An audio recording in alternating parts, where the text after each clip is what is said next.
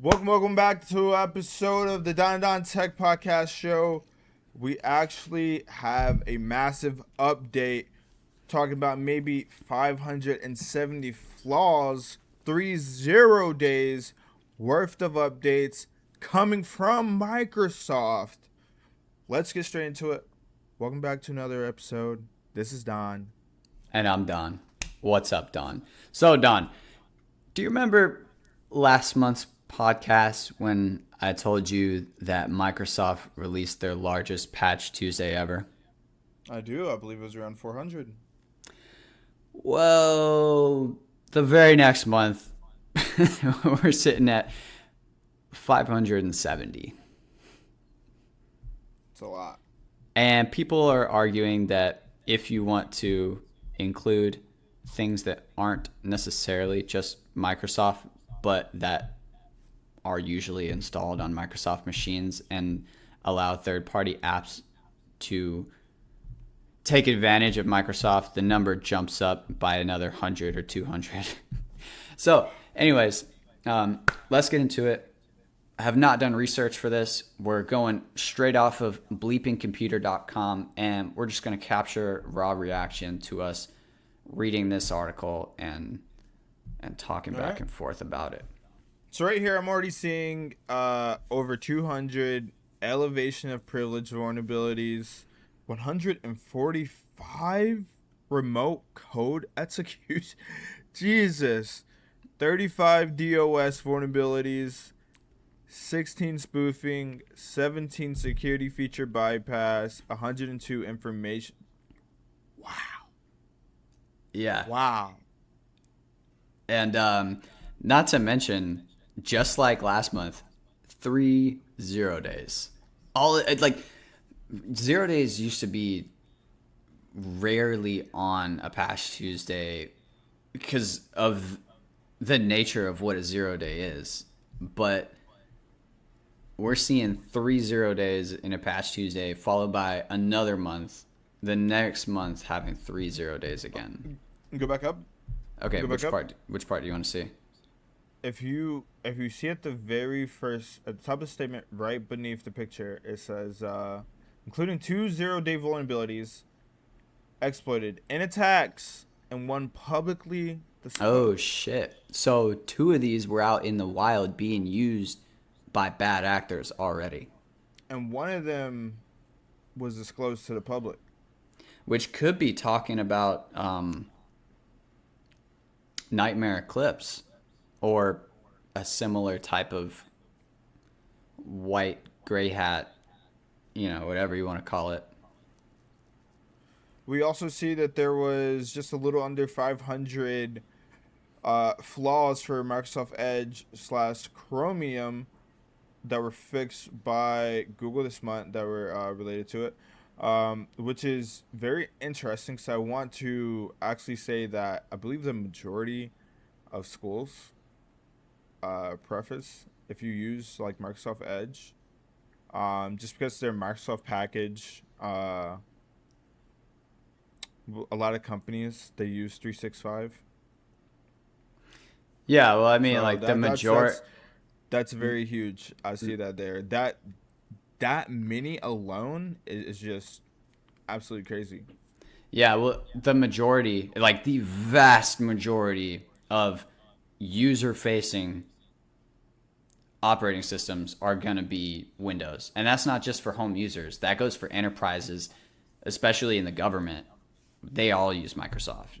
They kind of were trapped into it. And so all of these flaws pretty much, you could say they're not part of Microsoft because technically, or you could say they're not part of Windows because technically they're part of the browser.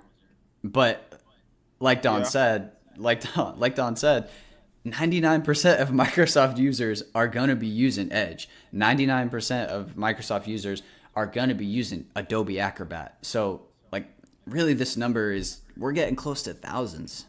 But I mean, do you not even see here that the only reason that they might be finding this many now is because they're actually using AI That is true.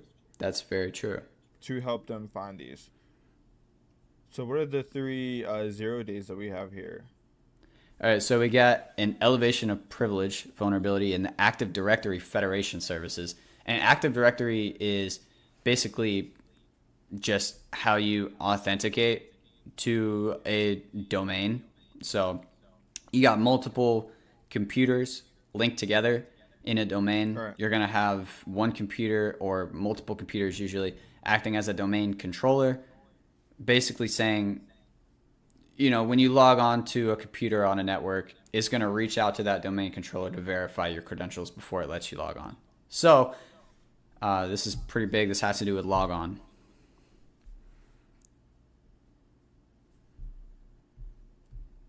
All right.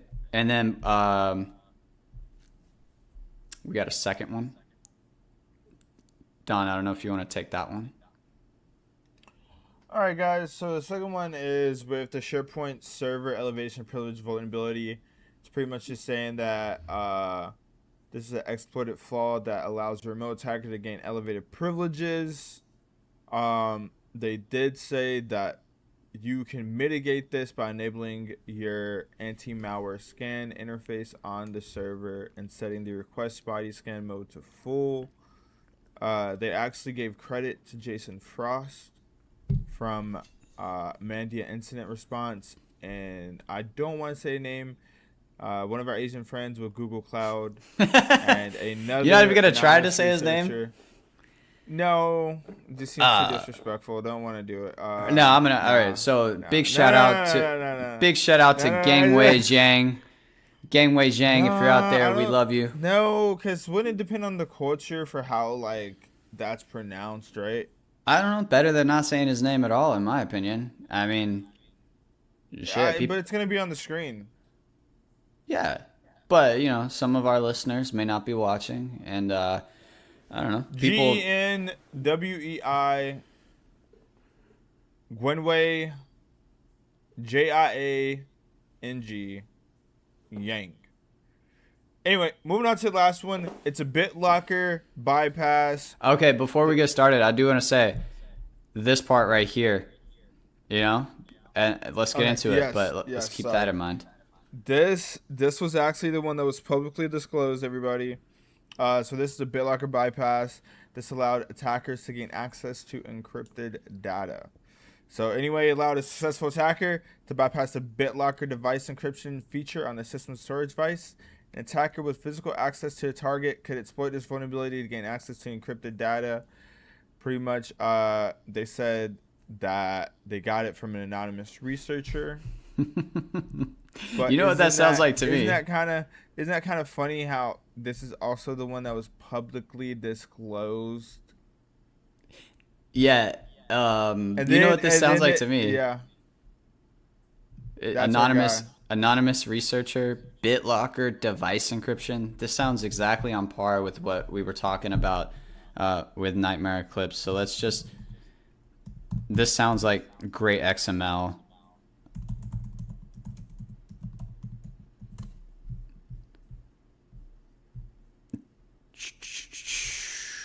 Yep, right there. Bypass Windows BitLocker encryption. And this is great. XML is one of the more recent ones that Nightmare Eclipse uploaded. So if we look on ThreatLocker, threatlocker.com, another 0-day dropped on June 10th, right after Patch Tuesday. This has got to be it, guys, right? Like, who are we kidding? Anonymous threat. It's not been confirmed, but we're pretty sure that this is going to be attributed to our boy. Let's see. What does this make other companies do? We see down here. Go down a little bit. Oh, yeah. These are third-party companies that have vulnerabilities discovered that would allow them to, you know, I don't know, something on a Windows machine, but it's not technically Windows. Let's keep going. I'm going to look at this, actually, this BitLocker security. And then this is just every single one of them listed. I mean, we could scroll forever here. SQL, BitLocker, DHCP, DNS, SQL, Hyper-V. really? Look at all these in the kernel. Kernel driver, Windows Media. Do you know what's interesting about this? NTFS. What's interesting? If you think about it, this was another thing that I was hearing about. What was it? Was it Fable? I believe I was hearing with Fable. They were using Fable to find exploits.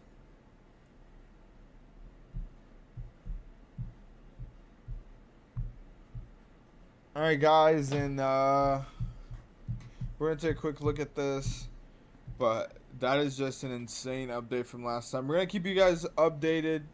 Seems like Nightmare Eclipse is still out there.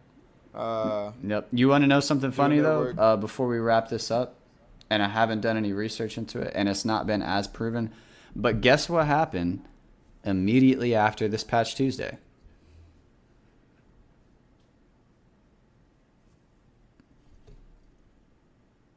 What happened? Take a guess, dude. I bet you can guess what happened. Another 0 day. Our boy Nightmare Eclipse released something called Legacy Hive. Right after the biggest... This just sounds like a repeat of the last episode. So, Windows 11 0 day. Obviously, it affects the registry Hive. Escalating privileges. It's not been as proven. Go back up. It's not been as... Where do you want to stop? Right here? Do you see... No, go up. Do you see how the alias is different? Chaotic Eclipse. Oh, they're changing again. But it's been Chaotic Eclipse before. Okay. Yeah, it's been like Nightmare Eclipse, Chaotic Eclipse, okay. MS Nightmare. They're all the same guy. I thought it was a new alias. Okay, I got you. No. So, skilled actors could weaponize it quickly. It's probably already being used out in the wild. It's just, we'll see what comes of this as more news gets released. But this article is from Tech Radar, published 3 days ago, and it's the only one that I could find that was decent. But yeah, guys, Windows is back at it again. So update your fucking systems and be prepared for next Patch Tuesday with 2,000 patches and 3 more 0 days. I can't wait. Next month. This is gonna talking about Dirty Co. Talking about our guy here, right? Chaotic Eclipse is gonna be our cash cow. Yeah, we'll see how long he can keep doing this on his own for. It is just one person. We're gonna keep milking this for a while. But you know what's crazy is that there's probably gonna be people who are gonna put up stuff, even if you were to get captured and like it was a low key thing, wasn't really announced or anything.